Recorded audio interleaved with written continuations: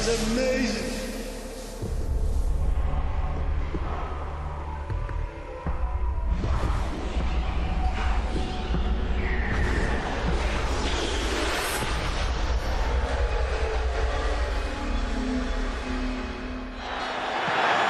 They say football's a game of two halves, and believe me, that was a game of two halves. People look devastated. It was kind of a horror movie unfolding very, very slowly before your eyes. This is incredible. You know, am I believing this? What's going on? You feel as if, you know, maybe someone up there is looking down on you. Rattling on the windows. Your mind had gone. It is by far the greatest night of my life. It was just brilliant. This is like a film. I mean, if I watched that game as a film, I was like, I'd walk out and go, ah, they just did that for the story. Like, that'd never happen.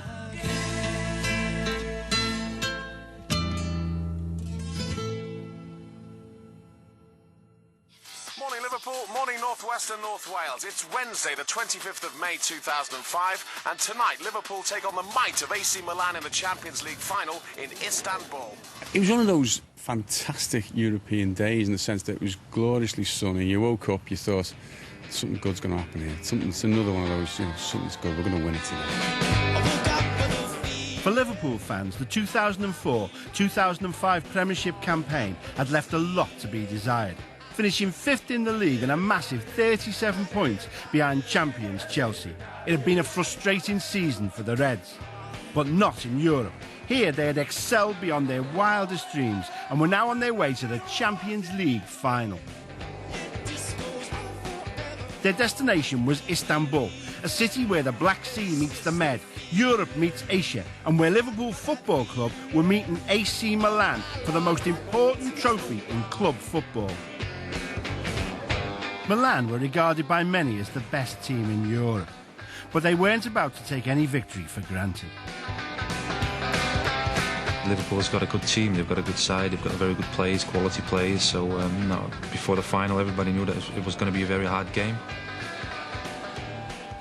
We knew that Liverpool were a hard nut to crack, a team that played counter-attacking football, a team that never gave up. Liverpool had torn up the form book on their way to Istanbul. They'd overcome the likes of Bayer Leverkusen, Juventus and Chelsea to reach the final. And as soon as we beat Chelsea, I mean, all of supporters on the streets saying, oh, we're going to win it, and, you know, giving the players the belief. But at the back of your mind, you realise that you're playing AC Milan, and so I realised how, you know, how difficult it was going to be. It's the biggest trophy you can win with a club, and, you know, to take part in a final with Liverpool was just, you know, unbelievable, and so was the mood in the camp. Everybody was buzzing and looking forward to it. It was a complete mission, the whole going to Turkey thing, and I think that just added to the special occasion. Hook or crook, I would have got to Turkey that day. We flew out to Istanbul from Milan, actually, and we found out that there were very, very few AC Milan supporters, so the ratio 1-4 was full of Liverpool fans. Drove into the centre from the airport. Only Liverpool flags, only people wearing Liverpool shirts.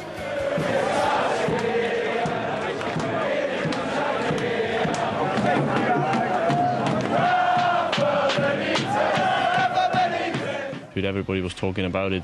They were talking about the numbers, a number of people going there. You know, I think we ended up having 50 or 60,000 Scousers in Istanbul, which is fantastic. I never saw an Italian. I never saw one the whole time I was there. The square was bouncing just full of Liverpool fans. They couldn't see any Milan fans. We don't know where they were, but then they just realised that this, you know, it really is to be the biggest game we'll probably ever play. Definitely taking over. We take over everywhere, don't we? Best supporters in the world! Oh, the build-up was extraordinary. It was just so exciting. Everyone loved the fun atmosphere, the friendly atmosphere, and it was a great afternoon as well, building up towards a game. With Judgment Night fast approaching, the fans' next mission was to get to the Ataturk Olympic Stadium. The venue for the final was, quite literally, in the middle of nowhere. The only thing you could say, anyone's seen the wacky races on television, that's the taxi drivers. It was like 3 lanes, but there was 5 lanes of cars, and it was just absolute bedlam.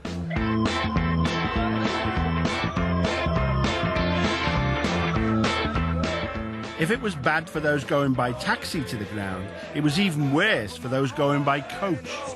We were on the way to the game.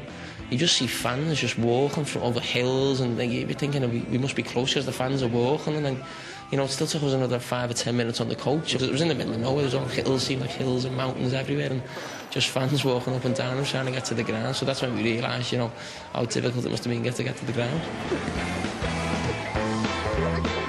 Everyone just started getting off the buses and just walking. Over all the rocks and the hills and then the desert land, the sort of nuclear waste ground that we walked over to get there. And I had big shoes on like this. I hadn't thought it through clearly. From where they dropped us to the ground was like a cross between the moon and Glastonbury. You just mud all over your feet and nowhere to be seen. But again, everyone was in a great mood. This was going to be a special night.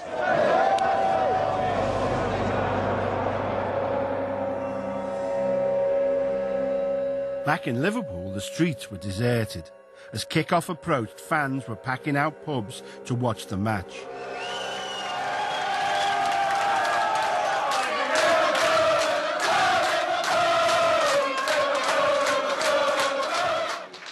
Lifelong Liverpool fan Paul Daines was watching in a bar in the city. I was here in Sam's Bar. Come up with my cousin. Couldn't find anywhere to go. It was chocker everywhere. So my cousin went on a little mooch. Give us a ring and he said, get round here. Decent space, not as mad. So we were stuck up just close to the bar on the big screen. Got a good spec. Paul's 19-year-old son Lee had made the trip to Istanbul. I was just wondering where my lad was and whether he was having a good time.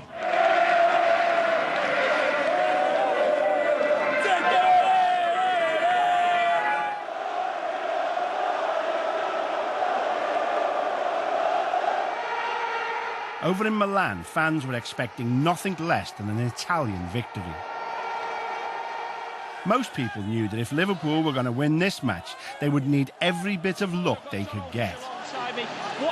Luis Garcia said before the game, he said didn't want anyone to touch the cup. You know, it's a bad omen. And as we got out, Shevchenko and Kaká touched the cup, so we looked at each other and thought, well, you know, maybe that'll come back to haunt them. Nobody expected us to be in the final. And we knew it's our maybe chance of our lives, you know, to go there playing against AC Milan. Few of them have a glimpse of hope, but most of them were just saying it's going to be a nice evening of football without being too optimistic at all. Because they knew they were the underdog by far. To win this would be absolutely fantastic achievement, and they're off sleep. Liverpool start the European Cup 2005, Champions League, the fresh name. Obviously the thought before the game that was going to be a tight game, and I felt maybe one goal may win it, whoever gets the first goal.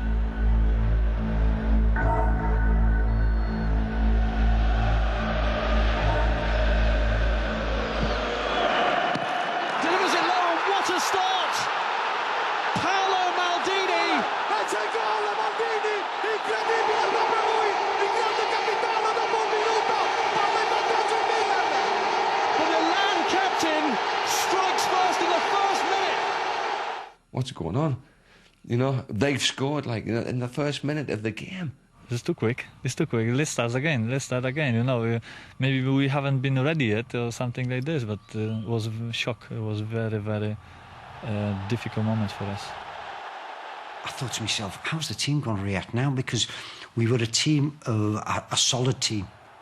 We weren't a team made to take the game to somebody else. That wasn't in the makeup. If we abandon everything now and we just go chasing it, these will murder us.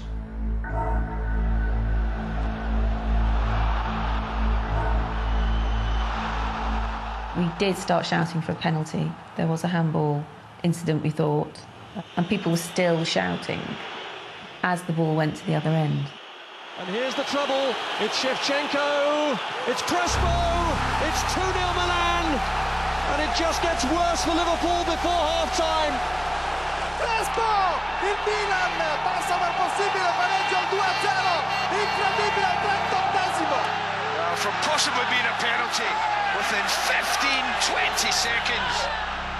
AC Milan feel the game is over. It was definitely a penalty. I mean, in my opinion, it was a penalty, and as I said then, maybe a few of us had moaned at the referee or looking at the referee, and bang, bang, it's 2-0 just before half-time, so I was, a blow to concede a goal. You sometimes lose yourself in the injustice of it, and meanwhile the other team have gone with the ball, and you're up shit creek. They scored second goal, and at that moment I said, oh, it doesn't look good at all.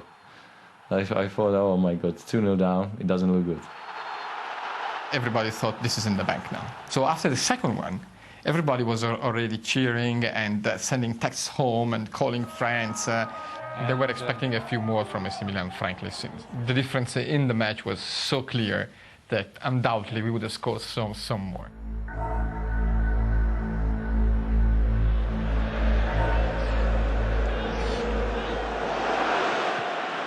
And they split again here, another chance for Crespo! Another goal for Hernan Crespo, and it's 3-0 to Milan. When that third goal went in, it was kind of a horror movie unfolding very, very slowly before your eyes, and you were out of control. You couldn't do anything. Like a nightmare, really. Just this kind of shock, really, that we were being stripped bare and humiliated before the world. It was big shock, big shock. I was very angry. I think most of the players, they were very angry,